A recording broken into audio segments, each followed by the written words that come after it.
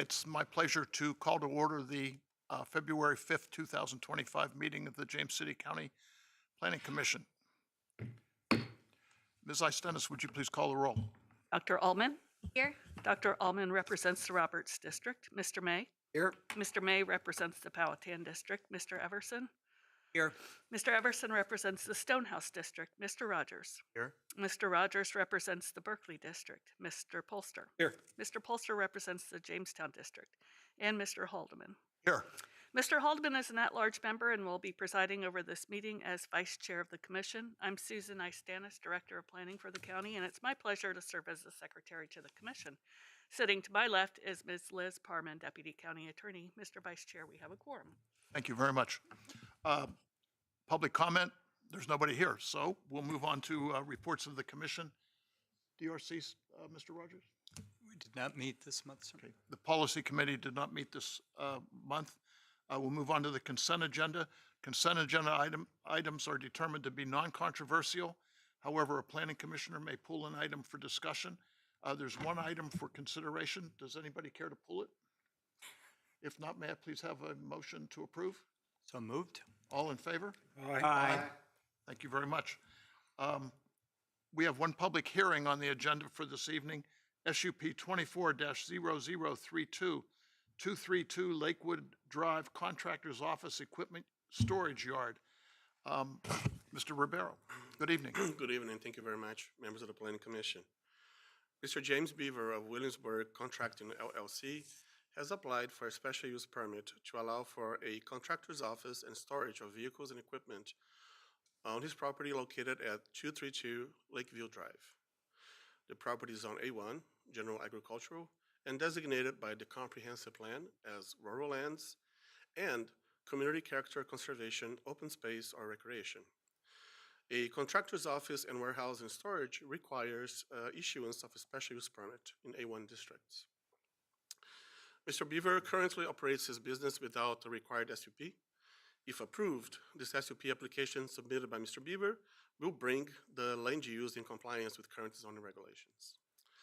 The area where the outdoor storage is currently located borders Little Creek Reservoir and is associated with Source Protection Area, the RPA, buffer of approximately 100 feet. However, the exact location of the RPA buffer is not known as a delineation has not been completed. Staff believes that this information is important to obtain in order to best evaluate impacts and appropriate mitigation measures, if any, through special use permit conditions. If it is confirmed that the current activity impacts the RPA, the proposal will have to be evaluated by the Chesapeake Bay Board. The applicant has agreed to the RPA delineation and with the deferral request. That will allow time for the RPA delineation to occur and be best evaluated. Staff recommends that the Planning Commission defer this application to April 2, 2025. At this point, I'll be happy to answer any questions you may have. Thank you. Any questions, Mr. Everson? My reading this right, all this stuff's already been built, and all basically what we're doing is deciding whether or not it's okay to have it still there. That is correct, sir. The storage of equipment is currently operational on the site. This happened. How does this get built without anybody knowing it? Do you have any idea? I was a little surprised when I read this. Well, in conversations with the applicant was not aware that there was a requirement that the land use, which is the storage of vehicles associated with the business, would require an SUP. The structures that he has on the property, he has 2 sheds, and just part of the one shed is currently his business office space. The other sheds are for his personal use. So really is the storage of that equipment that we're looking at. Don't you have to get a building permit to build this in the first place? He does have a building permit The application. building permit people didn't let you guys know that he was doing this? I might be wrong about this, but I don't believe that at the time of a building application, the if whether or not at the time if the applicant knew what the use is going to be other than a shed. So I don't know. But if it's something that you'd like to, I would be happy to try to I was investigate. just curious because we've had a couple of these that come forward in the last couple of years of things that people have done and find out later they didn't have permission. Yes, sir. Kind of astonishing. Dr. Allman? Yeah, thank you. Just a couple clarification questions. Sure. Could you just explain briefly what it means for an RPA to exist but not be delineated? How does that occur? Well, there are areas in James City County with wetlands, but that they haven't been delineated yet. But usually when you have, say, a property that's going to be developed and is adjacent to that wetland, then that's when it's required for the delineation to occur so that we know what kind of impacts we'll have. Okay, that makes sense. Thanks. And then just another question. Is the purpose of delaying reviewing this application to allow the RPA to be delineated? That's Or correct. yes, okay. And also if, because currently we have our GIS systems and they show a layer, different layers. One of the layers that it shows is the RPA, but it's, it's not like official.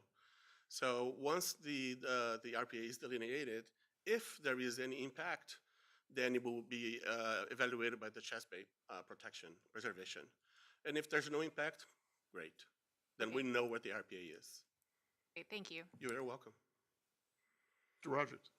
I think I probably had a very similar question than the one you were just asked, but since there's not, I know there's a lot of water, but there's still like a finite amount of waterfront property. Like, is most of the county not delineated? That was a big surprise to me that we have these setbacks, but we don't know where they are.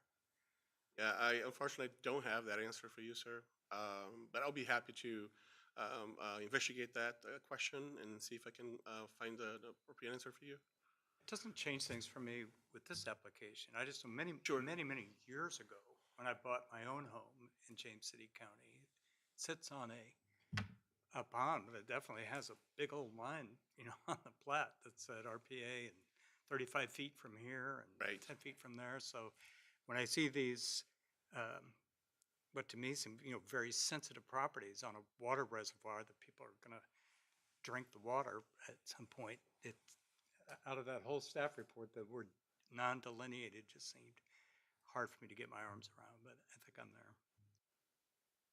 You bring up the applicant's pictures, and it would be pictures number 4 and 5. Unfortunately, I don't believe I have those pictures with me, sir. Yeah, unfortunately, I don't have those. Okay, let's just right use away. this one right here. Use this one right here. Is in the picture that I have, and I'm looking at the proposed 75 to 25 foot gravel trailer parking. Now, that's proposed, meaning that we're going to get an SUP for that? That's correct. Okay, so it's proposed. When I looked at this, there were 3 things that really kind of caught my attention. Is when I drew out the 75 by 25 foot area against the RPA for it, it looked like it was off by about maybe 15, 20 feet or whatever. But I understand you got to do the delineation for it. But when you look at the picture that the applicant gave you, there was a dump truck, a mulching tractor, and 2 towing things that were there, and they're all on a gravel pad. And the terrain slopes right down into the reservoir. And if you would have looked at the other picture that followed that, there's a bank where the tree line is. It drops about 20, 30 feet. And so the whole slope of the area goes right into the reservoir. And so even if the building site is outside of the RPA, there's a good chance with the gravel there and the rain that we're going to get contamination that goes in there. I guess that's up to the Wetlands Board to figure that out. But I mean, it seems to me that there really ought to be a mitigation associated with it, given the closeness of it. And if it shows up here again without that mitigation or consideration for that, I certainly won't look favorably on it because of the very point that Steve just brought out. That's the drinking water. And when I looked at your staff report, the Newport Waterworks guys absolutely were up in arms about the thing, and rightly so for it. So I would ask that when you do come back, that there's some discussion, if it's not delineated inside of the RPA, that we know exactly what it is and we can understand what the drainage is going to look like, and if there is in fact some plans to mitigate that issue or relocate it. I mean, the property is large enough to be able to put it in some other place, which is another mitigation strategy, but it's way too close, way too close. Thank you. Just to clarify, sir, with regards to the proposed gravel trailer parking, it is, it's currently there. That's exactly my point. That's exactly my point. So all we're doing is fixing a problem, but it's not going to change it. We're going to still have whatever the oil leakage, whatever the gas leakage going into the gravel. You're going to get the rain that comes down and it washes right into there. And I mean, what we usually do with some of the stormwater, and you know that, is we put a dry swale, don't we?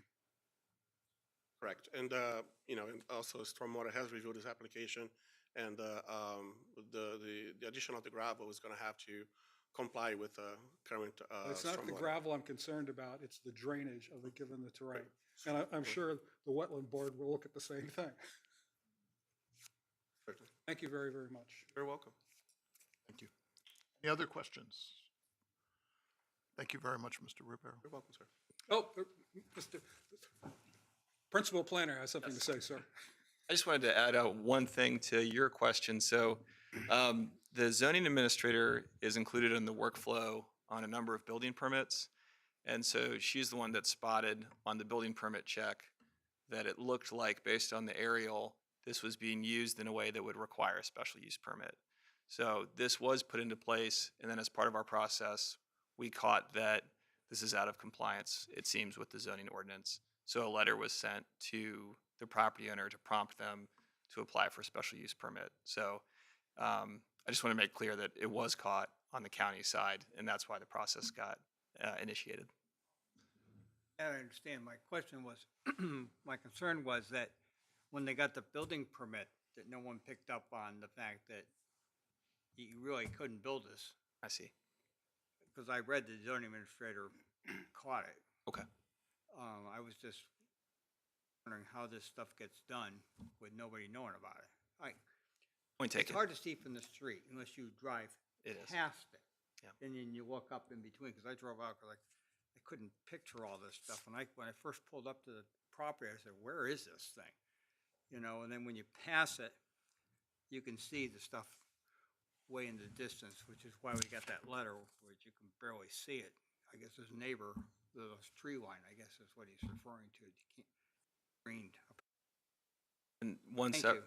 one separate thought is that if it is found that has wetlands on site, as part of your motion, it would be helpful for us to know if you'd like this to go to the Chesapeake Bay Board before it comes back to the Planning Commission. I personally think that makes the most sense. I think so too. I mean, it's not only the Wetlands Board, but the Chesapeake at the same time. And they have a process that they go through in looking at these projects to begin with. And so I'm sure that they'll take a hard look at, especially the sloping and all the rest of it. And it'll be questions to staff too. Thank you. Thank you as well. Mr. Ribeiro recommended a deferral. We have to open the public hearing, as I understand it, because it's been advertised. So I'll go ahead and do that. And no further comments from you, Mr. Ribeiro, I take it. May I please have a motion to... May I please have a motion to postpone the public hearing into our April regular meeting? So moved. Questions or roll call vote, Ms. Istenis? Mr. Polster, Aye. Mr. Rogers, Aye. Mr. Everson, Aye. Mr. May, Aye. Dr. Allman, Aye. Mr. Holdeman. Aye. Motion carries. Right, so this is just postponed, it's not closed. We'll move on to Planning Commission considerations. Any question there?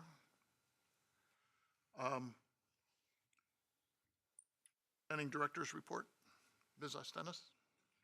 In addition to the report in your packet, I just wanted to remind you, because it kind of sneaks up on us, we've got 2 meetings in March. March 5th is our regular meeting, and then March 17th is the organizational meeting for the Planning Commission, and that's on a Monday. So that kind On of... St. Patrick's Day. It is, I know. Sorry to hear that. Thanks for the notice. Also a holiday in Mexico. It's Benito Juarez's birthday.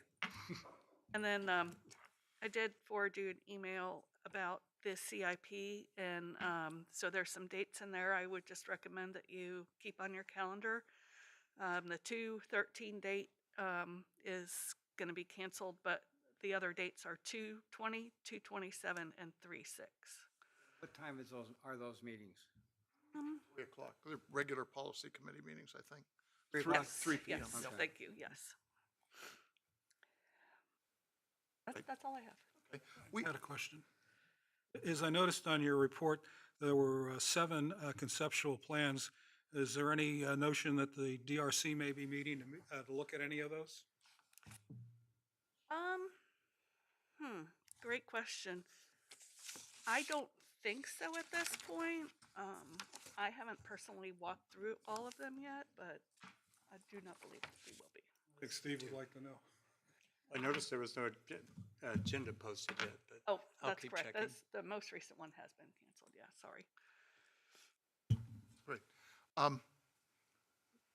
We have a couple of fairly significant developments coming down the pike. Is any news on Fort Magruder conversion or?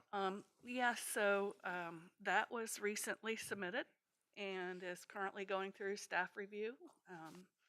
I've been told, although I haven't reviewed it myself personally yet, that they were able to address the parking situation, which I think was the big problem. And so, yep, it's under review.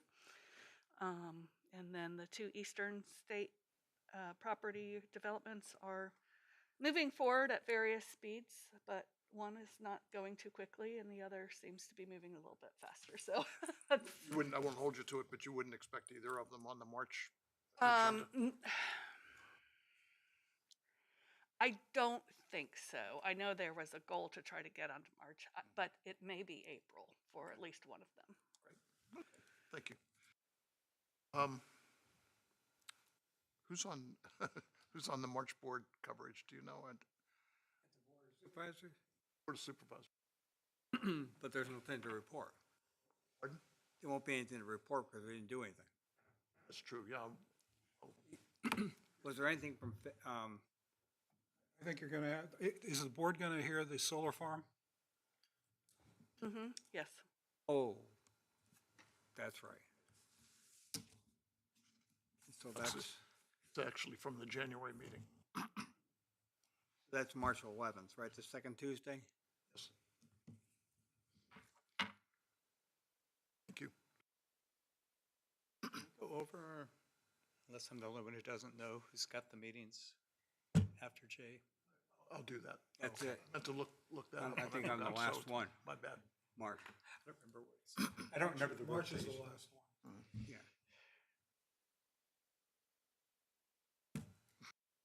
Whoever's elected chair at the organizational meeting usually puts that list together in a conversation with you all. So. Yeah, and Just got excited. please start thinking about which committees you might like to serve on in the new commission year. We're going to need a vice chairman. The role of the vice chairman is simply to sit in the event that the chairman's no longer here, as I'm doing now. But in any extended absence of the chair, I guess there'd be a new election. The only significant increase in time commitment for the chairman is he sits on, or she sits on both committees rather than just one.